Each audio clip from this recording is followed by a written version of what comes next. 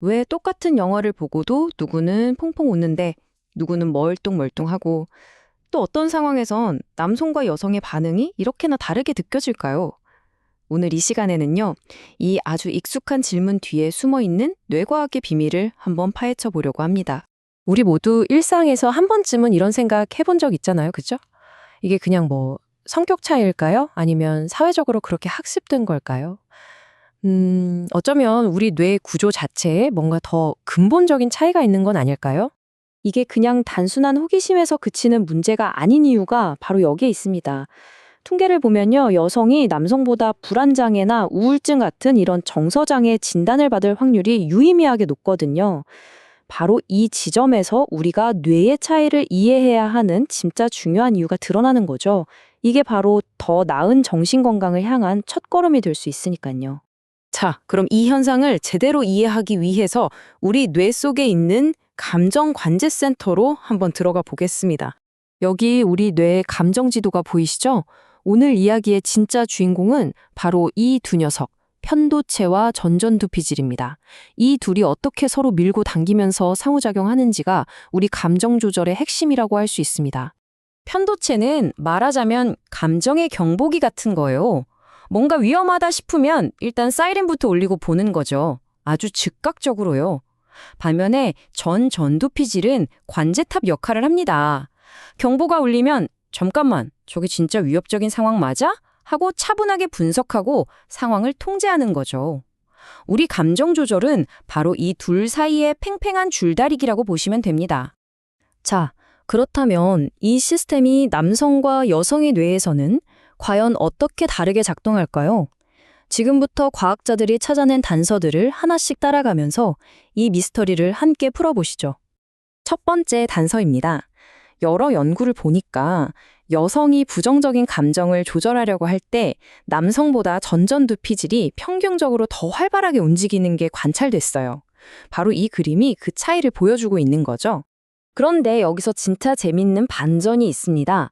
전두피질이 더 활발하다고 해서 이게 더 효율적이라는 뜻이 아니라는 거예요. 오히려 똑같은 감정을 다스리기 위해서 우리의 관제탑이 에너지를 더 많이 쏟아붓고 있다는 신호. 다시 말해서 더 많은 인지적 노력이 필요하다는 의미일 수 있다는 겁니다. 그리고 이런 발견들이 그냥 추측이 아니라는 걸 보여주는 게 바로 이런 MFRI 같은 첨단 장비들이죠. 덕분에 과학자들은 이런 뇌 활동의 미세한 차이를 실시간으로 들여다볼 수 있게 된 겁니다. 정말 대단하죠? 자, 두 번째 단서로 넘어가 볼까요? 바로 행동 억제 시스템, 줄여서 BIS라고 부르는 건데요. 이건 잠재적인 위협 앞에서 잠깐 멈춰서 상황부터 좀 보자 하고 외치는 우리 뇌에 내장된 경계 경보 시스템이라고 생각하시면 아주 쉽습니다. 여기서 핵심은 이겁니다. 연구 결과를 보면 여성의 뇌가 평균적으로 이 BIS에 더 민감하게 반응한다는 거예요. 관련된 뇌 영역들의 연결성도 더 강하게 나타났고요. 쉽게 말해서 뇌의 경계 경보가 더 잘, 그리고 더 자주 울린다고 볼 수 있는 거죠. 마지막 단서는 뇌가 아니라 우리 몸에서 찾을 수 있습니다. 바로 심박 변이도, 즉 HRV인데요. 심장 박동의 미세한 리듬 변화를 측정하는 건데 간단히 말해서 이 수치가 높을수록 스트레스에 유연하게 대처하는 능력이 좋다고 볼 수 있는 일종의 회복 탄력성 지표 같은 겁니다. 근데 여기서 또 한 번 아주 흥미로운 반전이 나와요. 보통 여성이 가만히 있을 때는 남성보다 이 HRV 수치가 더 높게 나오거든요. 그런데 감정적인 상황에 딱 놓이면 이 HRV와 뇌 활동의 관계가 성별에 따라 완전히 다른 패턴을 보인다는 겁니다. 그러니까 우리 몸의 반응조차도 이렇게 복잡하고 미묘한 차이를 보인다는 거죠. 자, 지금까지 우리가 살펴본 뇌의 활성도, 행동억제 시스템, 그리고 심박 변이도, 이 단서들이 다 모였는데 이게 대체 어떻게 정신 건강의 차이라는 결과로 이어지는 걸까요? 이제 그 연결고리를 한번 맞춰보겠습니다.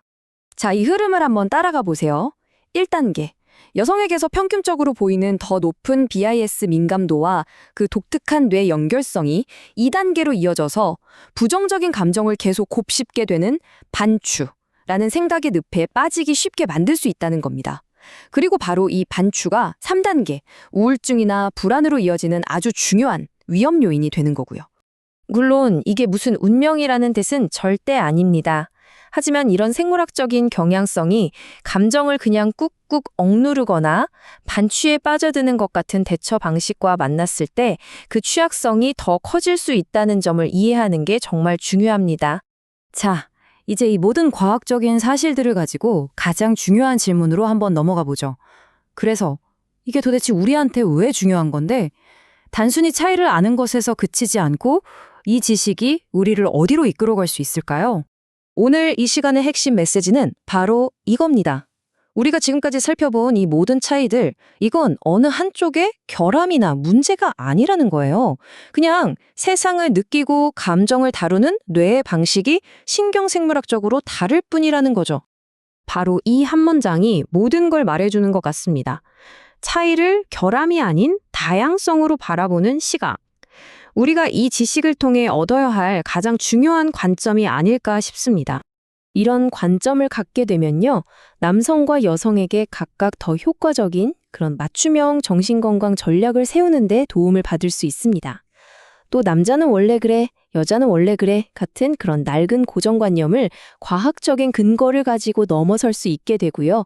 무엇보다 서로를 더 깊이 공감할 수 있는 아주 튼튼한 다리를 놓아주는 셈이죠. 마지막으로 이 질문을 여러분께 남기면서 마무리하고 싶습니다.